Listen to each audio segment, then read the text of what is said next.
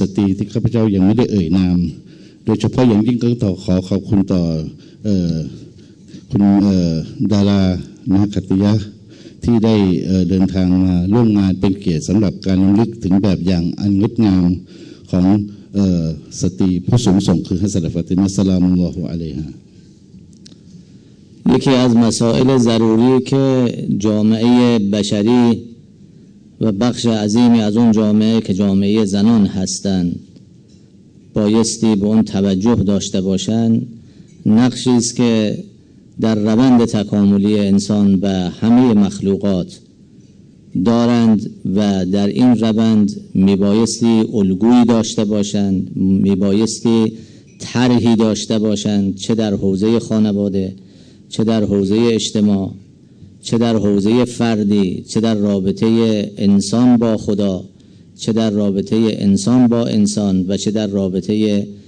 انسان با جهان هستی برای خودشان الگویی داشته باشند و نظم ببخشند رفتارشان را متناسب با اون الگو. این جلسه در حقیقت برگزار شده است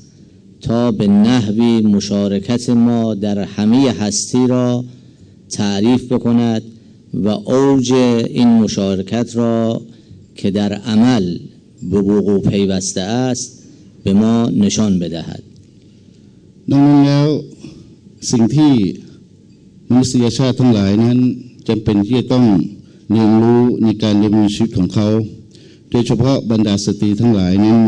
จำเป็นที่จะต้องมีแบบอย่างอันงดงามที่จะนำแบบอย่างอันงดงามนั้นไปใช้กับชีวิตประจำวันจำเป็นอย่างยิ่งนั้นที่มนุษยชาตินั้นจะต้องเรียนรู้ภารกิจหน้าที่ของเขาว่าภารกิจหน้าที่ของเขาที่มีต่อครอบครัวนั้นควรจะต้องปฏิบัติอย่างไรภารกิจหน้าที่ของเขาในฐานะเป็นมนุษย์นั้นกับพระองค์เจ้าในฐานะเป็นเบ่าของพระองค์นั้นจะต้องปฏิบัติอย่างไรสถานะที่บ่าวมนุษย์นั้นจะต้องปฏิบัติต่อสังคมอย่างไรสำหรับในวันนี้นั้นเราก็จะได้มาจัดประชุมกันก็สืบเนื่องจากที่เราจะค้นหาแบบอย่างอันงดงามโดยเฉพาะแบบอย่างของท่านหญิงนั้นมาเป็นแบบอย่างเพื่อนำไปสู่การปฏิบัติในอนาคตของเราدر مجلس امروز ما اندیشمندان متفکرین در حوزه نگاه ادیان به زن که از نگاه اسلام از نگاه مسیحیت و از نگاه بودیسم به انسان به زن به عنوان یک انسان به عنوان یک مادر به عنوان یک همسر به عنوان یک فعال اجتماعی به عنوان یک همراه و به عنوان یک واحد تعریف شده که میتواند جایگاه بزرگی در عالم داشته باشد نگاه این ادیان را مورد بررسی قرار میدیم نه از باب این که برتری جویی باشد بلکه از باب این که راه خوب را دریابیم و انشاءالله از راه خوب پیروی بکنیم นั่นแล้วในที่ประชุมของเราจัดการในครั้งนี้นั้นเราได้มีการเชิญนักวิชาการนักคิดในตัวแทนของศาสนาต่างๆไม่ว่าจะเป็นอิสลามไม่ว่าจะเป็นคริสเตียนไม่ว่าจะเป็นพุทธศาสนานั้นมาพูดคุยกันค้นหาแบบอย่างอันงดงามในการดำเนินชีวิตในฐานะที่สตรีนั้นอาจจะอยู่ในฐานะของมารดาสตรีนั้นอยู่ในฐานะของภรรยาสตรีนั้นอยู่ในฐานะของผู้ที่มีส่วนร่วมในการพัฒนาสังคมดังนั้นแล้ววันนี้ทุกคนนั้นก็จะมาพูดในทัศนะว่าทัศนะของแต่ละสำนักคิดหรือแต่ละศาสนานั้นมีความต้องการแบบอย่างเช่นไรที่จะได้ค้นหาออกมาและสรุปเพื่อที่เราจะนำไปปฏิบัติ ما این گونه مجالس را برگزار می‌کنیم نه به خاطر اینکه بگوییم ما چیز برتری داریم بلکه برگزار می‌کنیم چون وظیفه داریم اون خوبی و کوثر را اون چیزی که خداوند برای همه بشر مأمور کرد و خلق کرد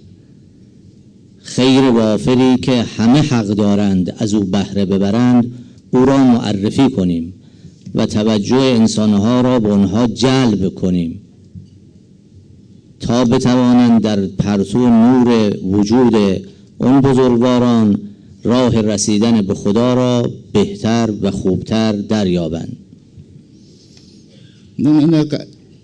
การที่เราได้จัดประชุมหรือจัดงานขึ้นมาในวันนี้นั้นก็เพราะว่าเราเป็นหน้าที่มีความรับผิดชอบที่เราจะต้อง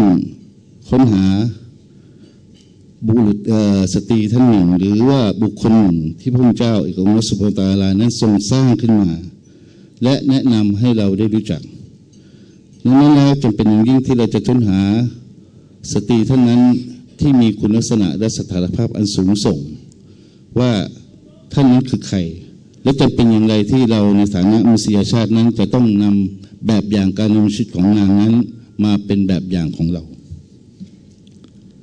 ما می‌دانیم که ائمه اطهار علیهم السلام اینها مال ما نیستند چون اگر قرار بود مال من باشند و مال ما باشند به اندازه من و در حوزه وجودی من باید قرار می‌گرفتند که بسیار محدود و ناچیز است بلکه آمده اند که همه بشریت در همه زمانها از وجود مبارک آنها بهره ببرند این یک وجهเราไม่สามารถที่จะบอกกล่าวได้ว่าบรรดาอิมามะอะลัยฮิมุสสลาตุวัสสลามนั้นมาเพื่อเป็นของเราแต่ถ้าเราบอกว่าบรรดาเขาเหล่านั้นเป็นของเราแล้วสถานภาพของท่านเหล่านั้นก็ไม่แตกต่างไปกับเรา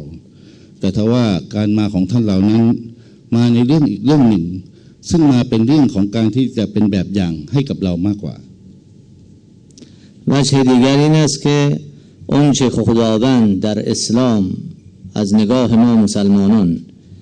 به اون دعوت کرده است دعوت به محال نیست و الگوهای عملی و کسانی که در رفتار خود و کردار خود و در نظر خود و در عمل خود اوج به وقوع پیوستن اون دعوتها را و اون ایده ها را نشان دادن که اولا شدنی است و دوما اوج بلند دارد همین ائمه اطهار هستند بنابراین وجود مبارک اونها به ما نشان میدهد خداوند ما را دعوت به محال نکرده است و بنا به ظرفیت خودمان در همون مسیر میتوانیم ان شاء الله پیروان خوبی باشیم و به حقوق بالایمان که بندگی خداست و آزادی از همه چیز به معنای تأثیرگذاری بر همه چی و نه فقط تأثیرپذیری ان شاء الله برسیمในหัวข้ออีกหัวข้อหนึ่งที่พระเจ้านั้นพระองค์ทรงเมตตากรุณาได้ทรงนำพาบรรดาพวกเขาเหล่านั้นที่มีผู้บริสุทธิ์นะฮะมาเป็นผู้ชี้แนะแนวทางให้กับเราการชี้แนะแนวทางของท่านเหล่านั้นไม่ใช่ว่ามาปฏิบัติซึ่งไร้เหตุผลบรรดาอิมามอัตฮาร์นั้นมาปฏิบัติด้วยเหตุและผลทั้งสิ้นที่จะนำพาบ่าวของพระเจ้าเอกองค์สุบฮานะฮูวะตะอาลานั้นไปสู่หนทางอันเที่ยงตรงไปสู่การปฏิบัติอย่างที่ตามความประสงค์ของพระผู้เป็นเจ้าที่พระองค์ทรงปรารถนา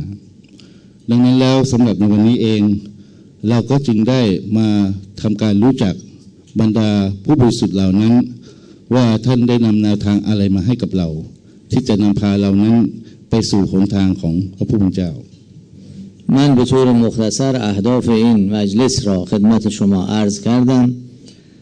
و ان شاء الله به واسطه سخنوران محترم اندیشمندان بزرگوار موضوع شکافته خواهد شد و با تحلیل هایی که عرضه خواهد شد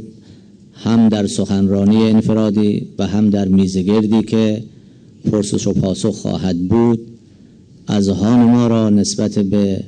حقیقت هدایت و هدایتگران انشاءالله روشن‌تر خواهند نمود. ข้าพเจ้านั้นก็ขอสรุปด้วยว่าสำหรับในการจัดมัจลิสการประชุมของเราในวันนี้อินชาอัลลอฮ์ก็หวังเป็นอย่างยิ่งว่าท่านทั้งหลายนั้นก็จะได้รับฟังจากนักวิชาการบรรดาผู้ทรงคุณวุฒิทั้งหลายที่จะนำสิ่งต่างๆไม่ว่าจะเป็นหัวข้อของการบรรยายไม่ว่าจะเป็นหัวข้อของการจัดเสวนานั้นเพื่อเราจะได้ค้นพบสิ่งบางที่ดีที่สุดนั้นเพื่อมาเป็นแบบอย่างให้กับเรา در این مجلس نمایشگاهی از کتاب و عکس هم برگزار شده که شما را دعوت میکنم که از این نمایشگاه دیدن بفرمایید و انشالله بهره ببرید و نظرهای اصلاحی خودتان را به ما عرضه بفرمایید. และเช่นเดียวกันในการจัดประชุมครั้งในสำหรับในวันนี้นั้นเราก็ได้จัดให้มีนิทรรศการภาพเกี่ยวกับเรื่องของบรรดาสตรีและก็ตำรับตำราก็ขอเรียนเชิญท่านได้รับชมนะฮะแล้วก็ท่านใดนั้นมีข้อคิดใดๆเกี่ยวกับนิทรรศการในครั้งนี้ก็สามารถที่จะบอกกับเราได้ว่าเราควรจะทำในรูปแบบไหน خداوند به همه ما توفیق بدهد که بتوانیم بندگان شاکر و سپاسگزار او باشیم. شما را به خدای بزرگ میسپارم و سلام علیکم جمیعا و رحمت الله و برکاته. ก็ขอให้องค์พระสุภาพนั้นทรงประทานตอฟิกความสำเร็จให้กับเราท่านทั้งหลายในฐานะที่เป็นพยายามที่เป็นเบาที่ดีของพระองค์และขอมอบพวกท่านและเราท่านทั้งหลายนั้นไว้ในความเมตตากรุณาของพระองค์ด้วยวัสสลามุอะลัยกุมวะเราะห์มะตุลลอฮิวะบะเราะกาตุฮ์ สลาวาต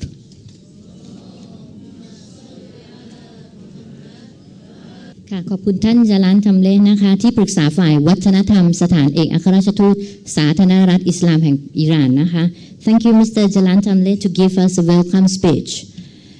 It is with the great honor and delight to invite Your Excellency Madam Bismarck, Madam of Ambassador of Embassy of Islamic Republic of Iran to give us an open speech. ค่ะขอเรียนเชิญนะคะพระยาท่านเอกอัครราชทูตนะคะอิหร่านสาธารณรัฐอิสลามแห่งอิหร่านประจำประเทศไทยนะคะมาดามบิสมาร์กค่ะเปิดขึ้นมากล่าวคำปราศัยเพื่อที่จะเปิดงานในวันนี้นะคะสละวาตค่ะ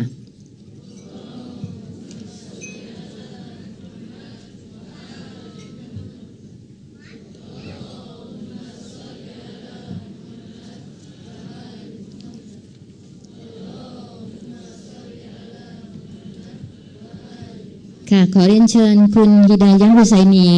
เป็นเกียรติให้มาแปลในวันนี้ด้วยนะคะสวัสดีอีกครั้งนึงค่ะ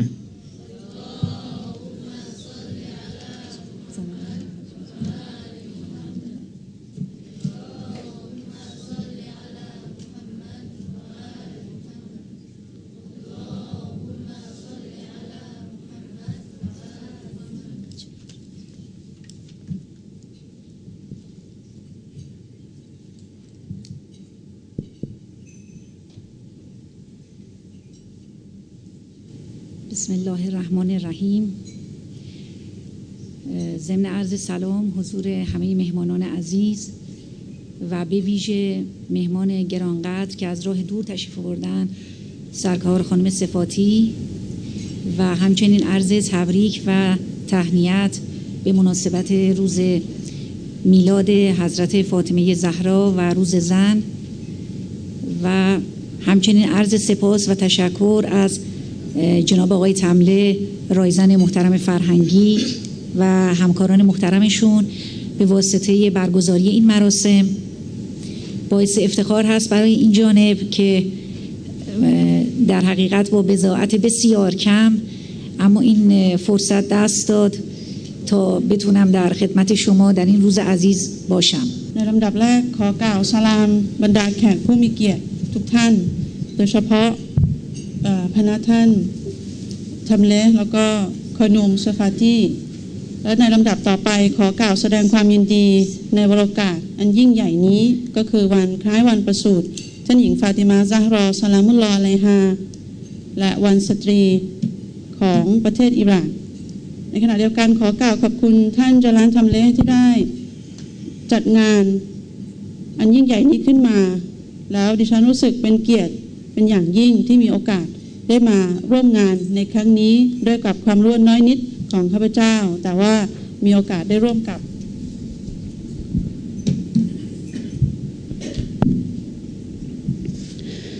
ขอบคุณท่านจารันทำเลและบรรดาผู้ร่วมจัดงานนะคะที่ได้จัดงานในครั้งนี้ขึ้นมาแล้วมาดามทูตได้กล่าวว่ารู้สึกเป็นเกียรติเป็นอย่างยิ่งที่ได้มาอยู่ร่วมกับบรรดาแขกผู้มีเกียรติทุกท่านในวาระอันยิ่งใหญ่ในครั้งนี้من چون به واقع سخنران نیستم و در این کار بسیار خطیر هیچ تخصصی ندارم با کسب اجازه از محضر همگی مطلبی رو که تهیه کردم خدمتتون ارائه میکنم. และสืบเนื่องจากว่าการที่ข้าพเจ้าอยู่ณตรงนี้ในวันนี้นั้นไม่ได้อยู่ในฐานะนักบรรยายนะคะไม่ได้อยู่ในฐานะวิทยากรจึงขออนุญาตกล่าวสิ่งที่ได้เตรียมมาเนื้อหาที่ได้เตรียมมาให้กับแขกผู้มีเกียรติได้ตามความสามารถที่ข้าพเจ้ามี اجازه بفرمایید بیارم.